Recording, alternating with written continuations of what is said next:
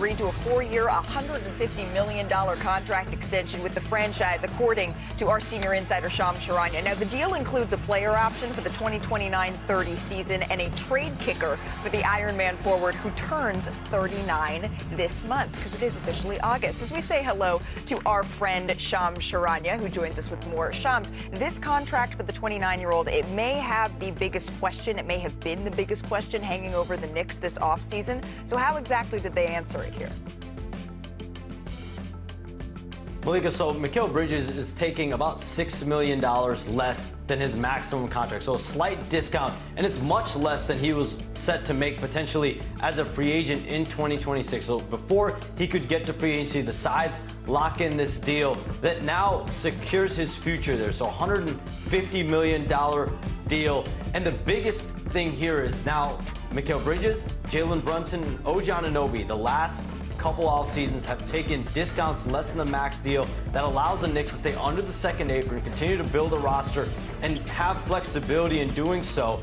And Mikal Bridges, the most durable player in the NBA, guards all the top all-star caliber players around the league on a nightly basis. And so this is a Knicks team that now has Brunson, Mikal Bridges, OG Anunoby, Josh Hart, Karl-Anthony Towns, all locked in. They've got their top 5 players all locked in for the foreseeable future. $726 million total between these 5 players. And Mikal Bridges had the biggest questions. What would his future be moving forward? He did have an up and down year at times. So for him to lock in $150 million, he is now off the board, as well as Jalen Brunson. Those are obviously 2 guys that have had major extensions the last 2 years. And an interesting wrinkle, Malika, Mikal Bridges is now ineligible to be traded for the next 6 months. He is off the board. So if there is a major move around the league the next several months, and if the Knicks are involved, Mikal Bridges will not be involved in that. Shams, I'm not very good at math, but by my math, not eligible to be traded for 6 months. The trade deadline, it is 6 months and 5 days away. So maybe not for the next couple of months, but it's not off the board for the entire season. Shams, as always, we appreciate the insight. We'll be standing by for any potential news that comes down the pipeline. One thing that Shams mentioned about Mikal Bridges, the dude brings a whole lot to the table. He mentioned him being an Iron Man. Well, that streak continued last season. He led the league in minutes for the 3rd time in the last 4 seasons, and he still hasn't missed a game ever in his entire NBA career. And after shooting just 57% around the rim in his last season with Brooklyn, Bridges shot 74% on those same shots in the 2024-25 season, second best in the NBA, behind only Jared Allen, according to Genius IQ. Now, Bridges also ranked 2nd in the NBA in the most fadeaway jumpers, made fadeaways, that is, behind the MVP, Shai Gilgeous-Alexander. But actually, Bridges had a better field goal percentage than SGA on those fadeaway jumpers when they were heavily contested. Also, according to Genius IQ, Bridges lived up to his reputation as that lockdown defender, was one of just 6 players to take at least 1,000 half-court matchups against players to make last year's All-Star game. So, Aman, clearly he brings so much to the table here. I don't know that we saw the best from Mikal Bridges when you look at his entire season last year for the New York Knicks. Obviously, you think of those big blocks he had against the Boston Celtics, but how can the Knicks maximize him? When you talk about maximizing a guy that plays on the wing, it always essentially comes down to, one, what you're doing on the defensive end, and then what your point guard is willing to do as far as early on in the shot clock for you, right?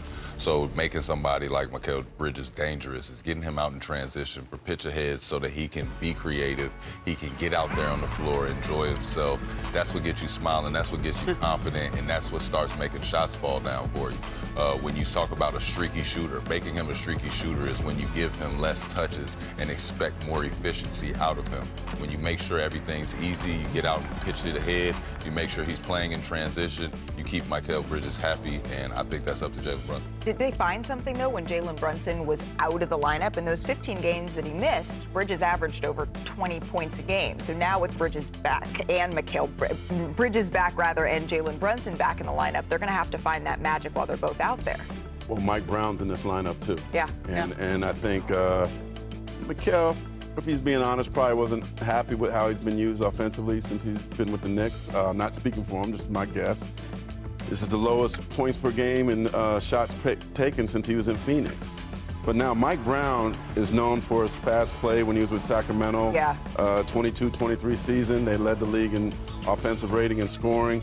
I expect the Knicks to play faster than Mike Brown, which should complement Mikal Bridges and his strengths. Look, I think they're going to play faster than they did last year, but they don't have De'Aaron Fox. De'Aaron Fox is the guy who made them play fast, right? And so I think they're going to change a little bit. One of the reasons why they wanted to make a change at coach was because there just wasn't enough versatility in that offense. Like, teams would throw a defense at them, and they didn't have enough adaptability. And so you see things like where Jalen Brunson is out, and then Mikal Bridges comes in and has an elevation, but when they're together, they're not able to necessarily lean on each other quite as much. Mike Brown's going to be tasked with making everyone better and having some versatility and optionality in how they play off. And Tibbs did have him 5th in offensive rating last year, so they did move the ball. Not Fox, but they do push it. Yeah, and I think the issue for the Knicks is they gave up a lot to get Bridges, 5 first-round draft picks. And so, Sean said, he took a little bit less so they can stay under the second apron. They still have to re-sign. They still have to decide how they're going to get Mitchell Robinson back and Karl Anthony Towns back. That's going to be some interesting salary cap management to stay under there and keep flexibility. But it wasn't that much less. Like, I actually thought his agents did very well in this contract. Without a doubt. I just know that when it comes down to it, it's all about playing with your toys. We can't hear Andy's coming and everybody just fall on the floor right now. It's got to be that thing that... That's like Toy Story reference. Exactly. When we're all on the court together, he knows how to play with his toys. Yep. As much as we love Jalen Brunson, I think his usage has to go down a little bit for those guys to flourish. And if you want the most production out of somebody, you got to play with your toys. Increased ball movement is going to help with that under their new coaching staff here. Yep. But I'm curious how much Brunson is going to have the ball in his hands next year, if that's something that we could maybe see adjusted. Exactly. It could be adjusted. We don't want it to happen at the wrong times. I think you still want him to be who he is, right? You have to be ball dominant sometimes to get a lot of things done that you have to do in the league. But when you say pick your spots, we're talking about fourth quarters. Time to do that.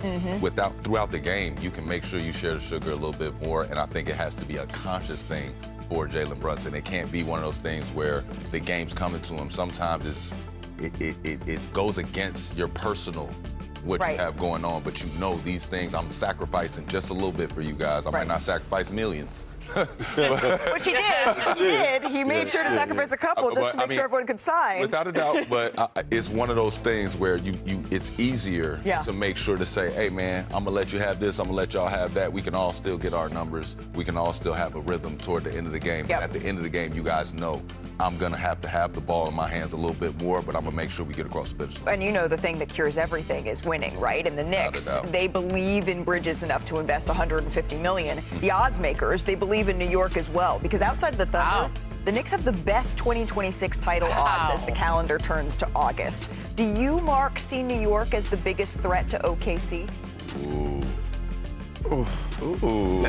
Stuff like this. I mean, I guess they're the biggest threat because they'd be coming out of the East. That's why.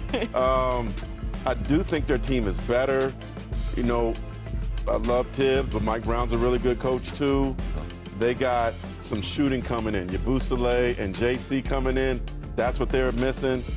They're the last team standing from the East, right? The Celtics aren't going to be there. Indiana's not going to be there. Cleveland has to prove themselves.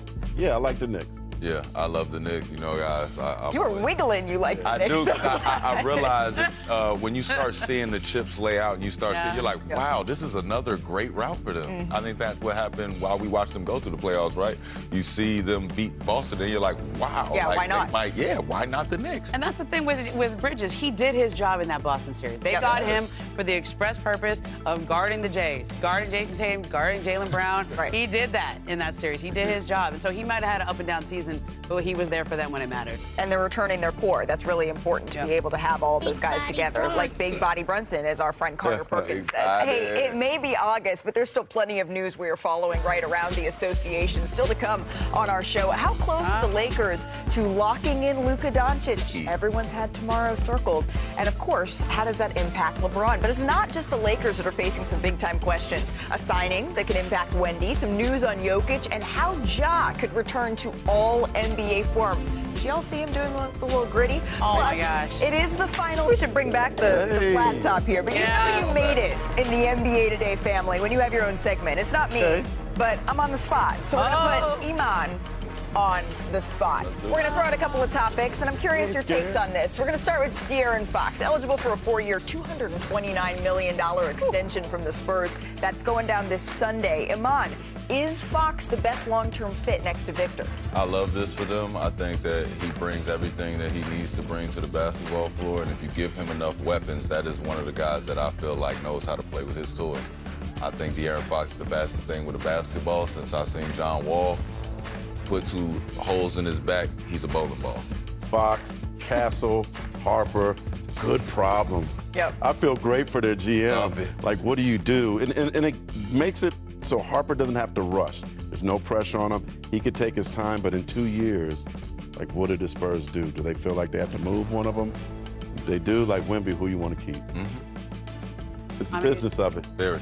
They made the decision of whether they're going to extend him when they traded for him. I mean, you don't go trade for no De'Aaron question. Fox and not he get getting ready his to money. extend. So I think it's just he's the older guy now. I mean, Chris Wild. Paul's out here in LA, so he's not the